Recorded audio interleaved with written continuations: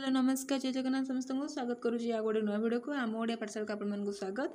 केमी अच्छे आपण मैंने आशा कर बहुत ही भल थे मुझे बहुत ही भल अच्छी 10th क्लास प्रथम अध्याय जीव विज्ञान जो पढ़े देती कौन ना पोषण। ठीक अच्छे पोषण प्रथम अध्याय मुझे पढ़ाटा कंप्लीट करदे भाविली जे क्वेश्चन आंसर न करिकी आम जब सर्ट क्वेश्चन आगे 1 मार्क तापर 2 मार्क तापर 3 मार्क तापर 5 मार्क आम जा तो ये कवर अप हो तुम क्वेश्चन आंसर किसी कर दरकार पड़ो ना।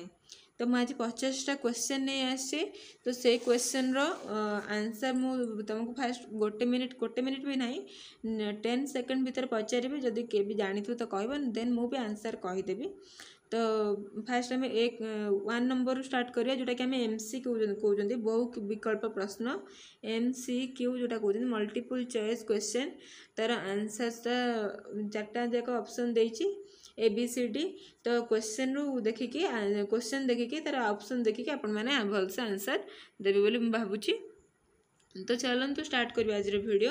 जदि चैनल के नुआ अच्छा चैनल को सब्सक्राइब करूँ लाइक करूँ वीडियो को शेयर करूँ सांगसाथी मान द्वारा जहाँद्वारा कि समस्त बेनिफिट्स पाइपर।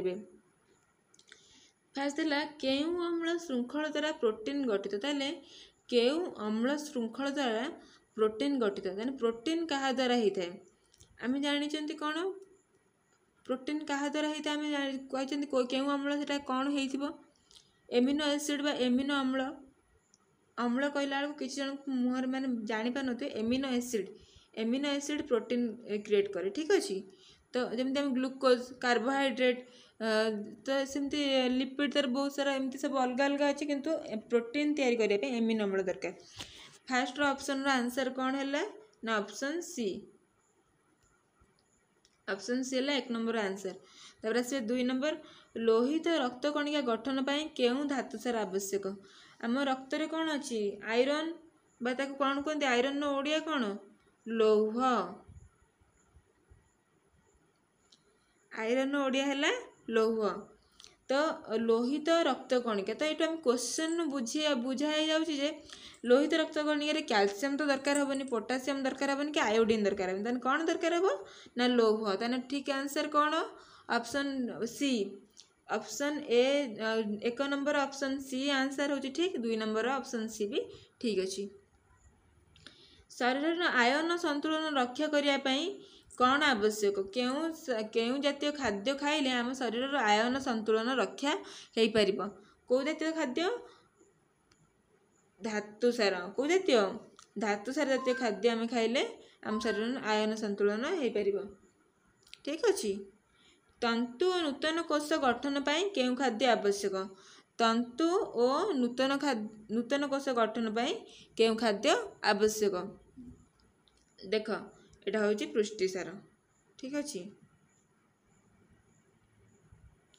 कोष झिल्ली तैयारी करिवार कहार प्रमुख भूमिका रही कोष झिल्ली तैयारी करिवार प्रमुख भूमिका कहार रही जेहेतु आमर लिपिड आसूची लिपिड माने आमे स्नेहसार बोली भाविया सेटा को माने आम जो स्नेहसार तैयारी होची लिपिडटा जो सेटा को आम स्नेहसार बोली भाविया जानीपर जे कोष झिल्ली स्नेहसार ही आवश्यकता option B is the right answer.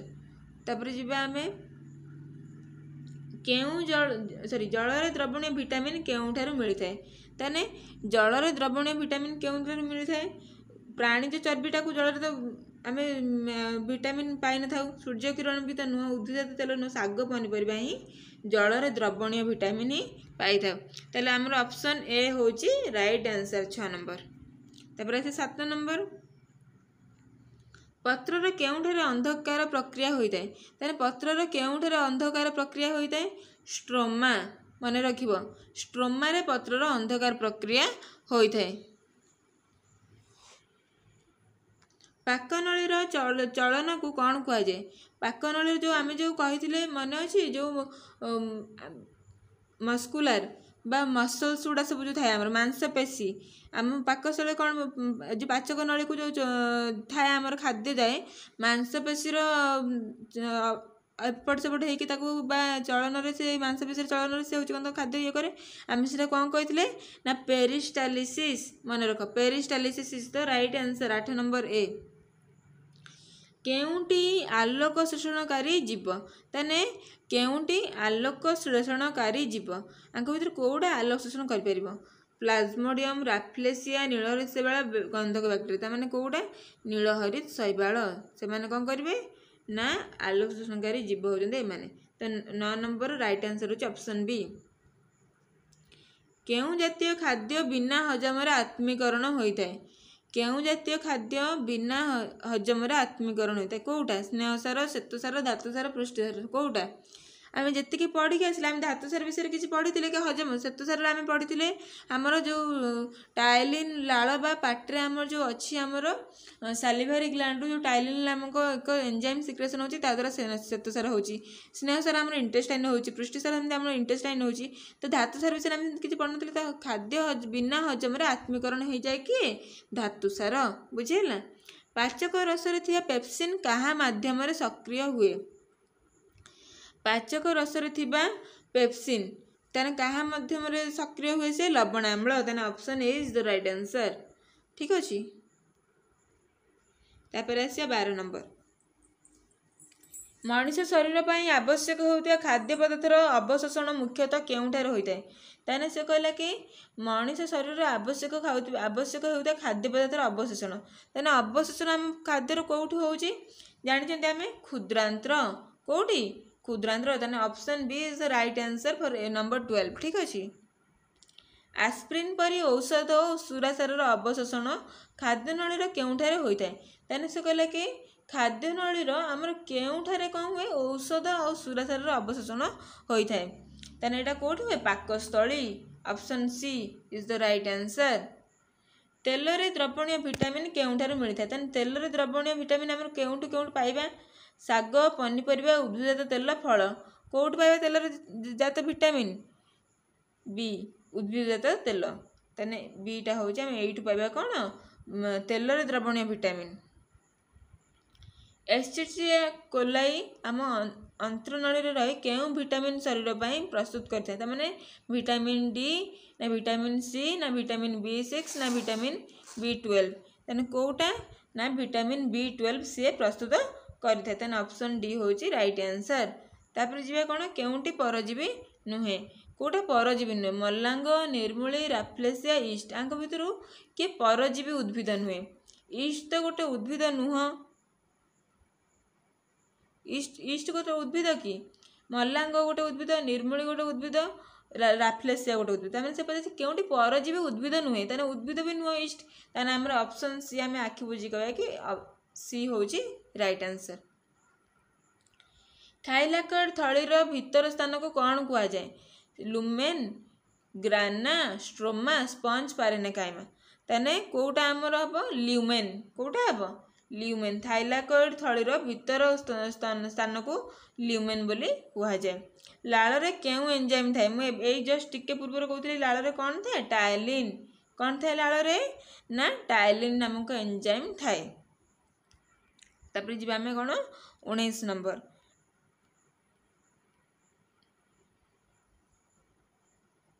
ମଣ୍ଡଦ ବା ଷ୍ଟାର୍ଚ କାହା ସଂସ୍ପର୍ଶରେ ଆସିଲେ ନୀଳବର୍ଣ୍ଣୀ ହୋଇଯାଏ? ତାହେଲେ କାହା ସଂସ୍ପର୍ଶରେ ସେ ଆସିଲେ ନୀଳବର୍ଣ୍ଣ ହୋଇଯାଏ ଲାଇପେଜ୍ ନା ସୂର୍ଯ୍ୟକିରଣ ନା ଆୟୋଡିନ୍ ନା ଗ୍ଲୁକୋଜ୍ କାହା ଦେହରେ ନା ଆୟୋଡିନ୍ ଆୟୋଡିନ୍ ଦ୍ୱାରା ମଣ୍ଡଦ କ'ଣ ବା ଷ୍ଟାର୍ଚ କ'ଣ ହୁଏ ନୀଳବର୍ଣ୍ଣ ହୋଇଯାଏ। ଆମ ଶରୀରର କେଉଁଟି ମିଶ୍ରିତ ଗ୍ରନ୍ଥି ଆ ଭିତରୁ କେଉଁଟା ମିଶ୍ରିତ ଗ୍ରନ୍ଥି ଅଗ୍ନାଶୟ ଯକୃତ ପିତ୍ତାଶୟ ଆନ୍ତ୍ରିକ ଗ୍ରନ୍ଥି କେଉଁଟା ଆମ ଶରୀରର ମିଶ୍ରିତ ଗ୍ରନ୍ଥି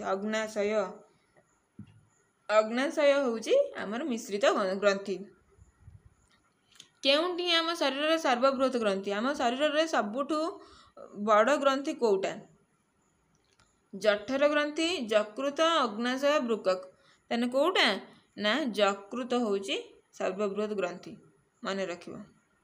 ପାକନଳୀ ସହ ସମ୍ପୃକ୍ତ କେଉଁଟି ଏକ ଅବଶେଷାଙ୍ଗ ତାମାନେ ସେ କହିଲା ପାକନଳୀ ସହ ସମ୍ପୃକ୍ତ କେଉଁଟା ଗୋଟେ ଅବଶେଷାଙ୍ଗ ମାନେ ପାକନଳୀର ଶେଷ ଅଙ୍ଗ କିଏ ହେଇଥିବ ନା ଭର୍ମିଫର୍ମ ଆପେଣ୍ଡିକ୍ସ କିଏ ଭର୍ମିଫର୍ମ ଆପେଣ୍ଡିକ୍ସ। କେଉଁଟି ଗ୍ଲୁକୋଜର ସଂକେତ C6H12O6 ଏଟା ସମସ୍ତେ ଜାଣିଛନ୍ତି। ସୁକ୍ରୋଜର କ'ଣ C12H22O11 ଠିକ୍ ଅଛି ସୁକ୍ରୋଜର ହେଲା ଏଇଟା ଗ୍ଲୁକୋଜର ହେଲା ଏଇଟା। ଯେଉଁ ଜୀବମାନେ ନିଜ ଖାଦ୍ୟ ନିଜେ ପ୍ରସ୍ତୁତ କରନ୍ତି ସେମାନଙ୍କୁ କ'ଣ କୁହାଯାଏ? ସମସ୍ତେ ଜାଣିଛନ୍ତି ସ୍ୱଭୋଜୀ। କ'ଣ କୁହାଯାଏ? ସ୍ୱଭୋଜୀ। ତାହେଲେ ଅପସନ୍ ସି ହେଉଛି ରାଇଟ୍ ଆନ୍ସର୍। କେଉଁଟି ବାହ୍ୟ ପରଜୀବୀ ଅଟେ? ବାହ୍ୟ ପରଜୀବୀ ମାନେ କ'ଣ? ପରଜୀବୀ ମାନେ ଅନ୍ୟ ଜଣଙ୍କ ଉପରେ ରହୁଥିବ କିନ୍ତୁ ବାହାରେ। କୃମି, ଉକୁଣି, ପ୍ଲାଜମୋଡ଼ିୟମ, ଏମିବା। କିଏ? 25 ନମ୍ବର କ'ଣ ହେବ? ଉକୁଣି। ଉକୁଣିଟା ହେଉଛି କ'ଣ ନା ବାହ୍ୟ ପରଜୀବୀ, ବାହାରେ କିନ୍ତୁ ଅନ୍ୟ ଜଣଙ୍କ ଜୀବ ଉପରେ ଡିପେଣ୍ଡ କରୁଛି ସେ ଖାଦ୍ୟ ପାଇଁ।